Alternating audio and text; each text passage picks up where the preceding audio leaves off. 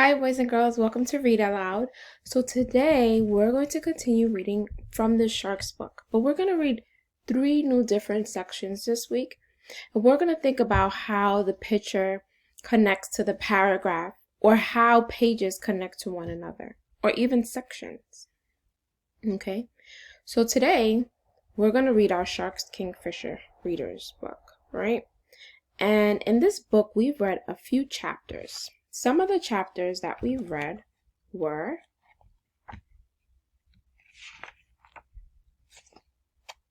let me get it up so I can show you.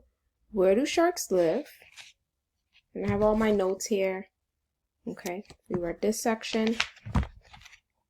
We read about sharks' bodies and really study the text features. We read about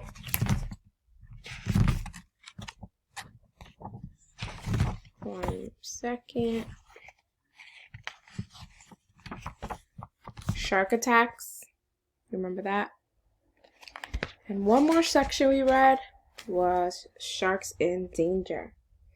This week we're going to read 3 new sections. Today we're going to read the section called Shark Colors. Wow. This sounds pretty interesting, and it looks like the author included a lot of different text features on this page. And as nonfiction readers, not only do we read each paragraph, but we also study the pictures the author includes in their book, and even the captions on photographs the author includes in their book. Let's begin. Okay.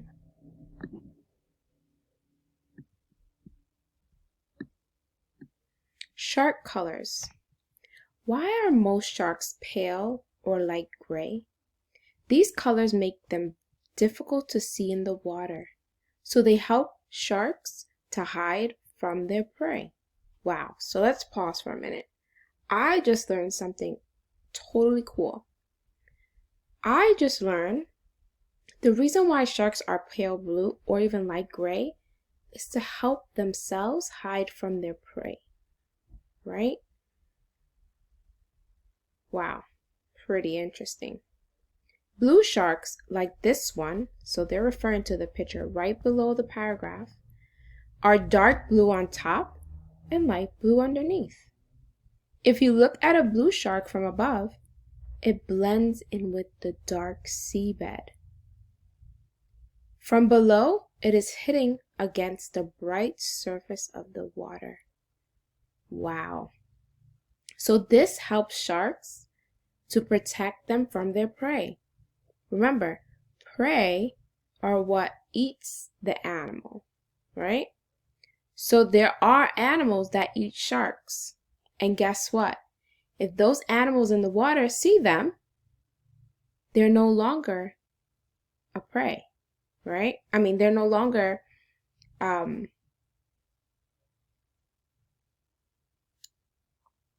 hidden. They're now what? Going to be eaten. Excellent. All right, so I want to jot some information down. And what I'm going to talk about or jot down is how the picture connects to the paragraph that we just read. Okay? Now, I'm going to start off my sentence like this. And normally when we think about how the picture connects to the paragraph, we take one detail from the photo and another detail from the paragraph. Excellent. So I'm going to start my sentence off like this. The paragraph connects to the, let's do photograph. Photograph connects to the paragraph because it shows how a shark, I'll be more specific, how a blue shark looks underneath water, right by the surface.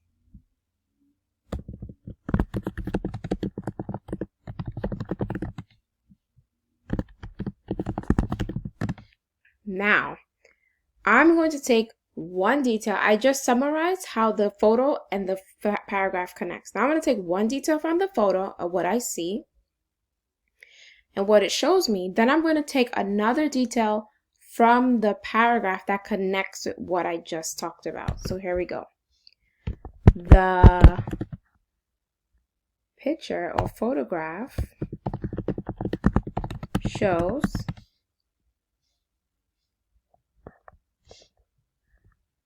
how the blue shark's body underneath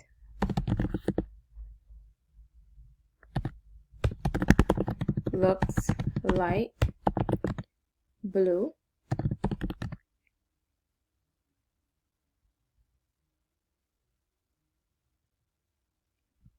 and on top it looks dark blue, right? I can put one detail here. Is the photograph. Now I'm going to put another detail. Another detail is in the text. It says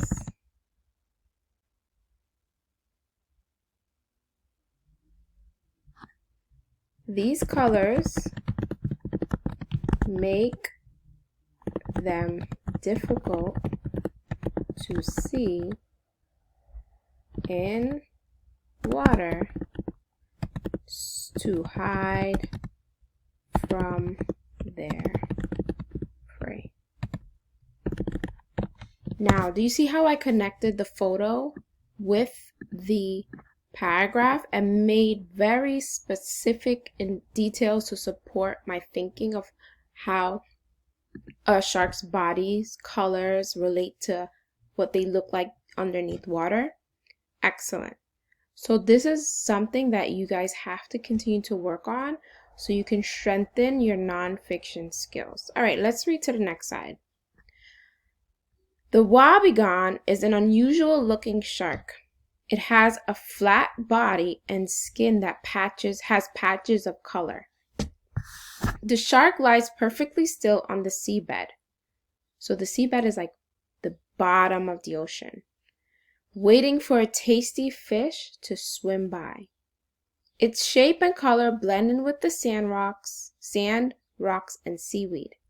By the time a fish notices the wobbegong, it is often too late because the shark has snapped it up. Wow.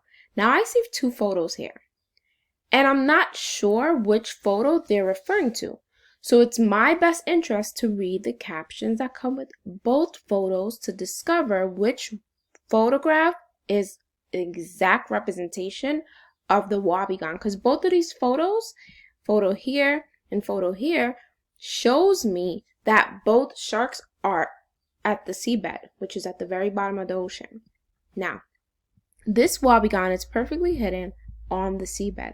Wow. So this must be an example of a wobbegong. Look how big it is. It's pretty long and wide. And what does it look like? It's actually camouflaging with the seabed, right? Which is even more difficult for them to catch their prey, right? Wow.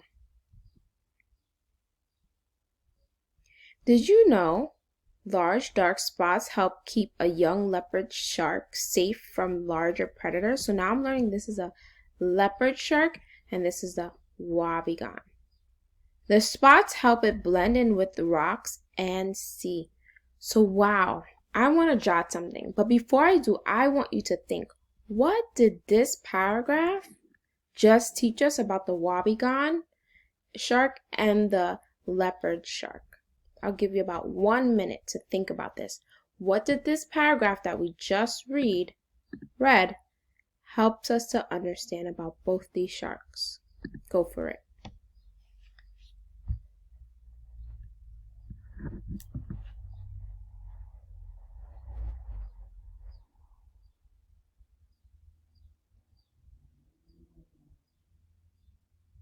You have about 20 seconds.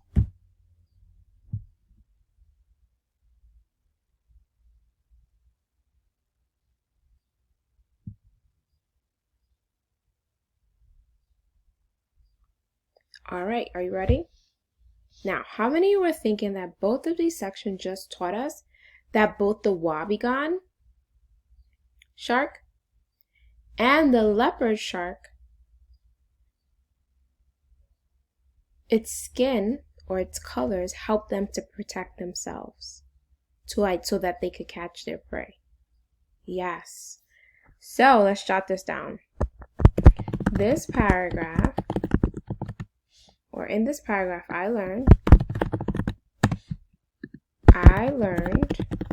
that the wobbegong shark and the leopard shark's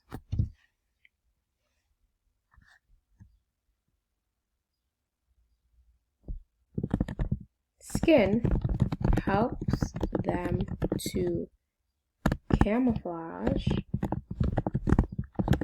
and blend in with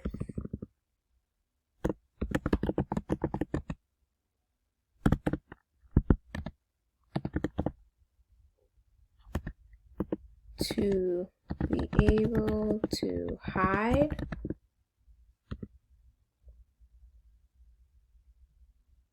from their prey and catch their prey. All right, in this paragraph, I learned that the wobbegong shark and the leopard shark's skin helps them to camouflage and blend in with the seabed to be able to hide from their prey and catch their prey. Wow, so did you notice how I made those connections? I studied the whole page, and I used all the information that I gathered across each paragraph to develop these very good ideas about sharks and their colors. Now let's think about the main idea of this section. What did this section just teach us? This section, or the main idea of this section, is what? A shark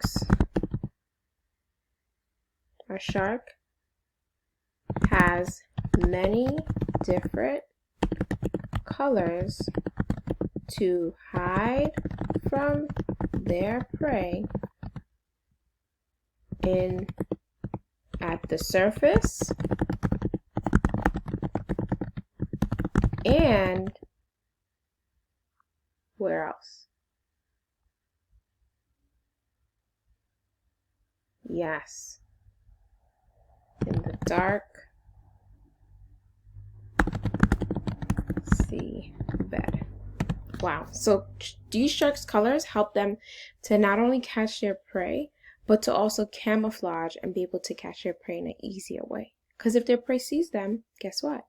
They won't be able to catch them, and their prey will run off. Alrighty, boys and girls, this was an awesome session. I hope that you learned a lot of information and used all these techniques and details to help you in your nonfiction reading. Have a good day. Bye.